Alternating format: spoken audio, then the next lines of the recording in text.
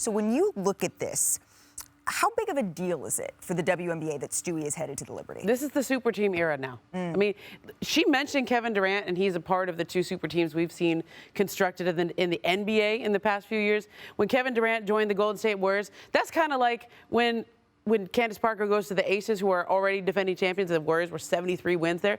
Stewart going to the Liberty is like when Kevin Durant and Kyrie went to Brooklyn. I mean, this is fun, and we haven't seen free agency like this in the WNBA before. Since 2020, this is really the beginning of player movement in the WNBA, and look how much we've gotten in just these 3 years.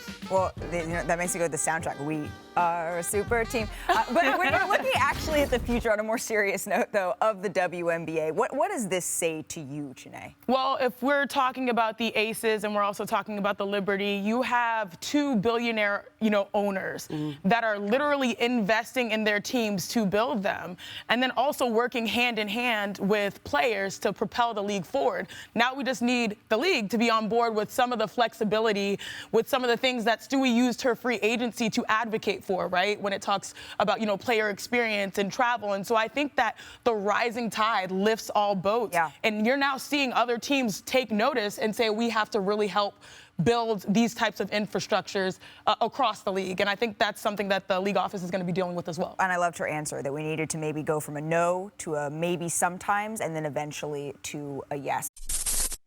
Thanks for watching ESPN on YouTube. For live streaming, sports, and premium content, subscribe to ESPN+.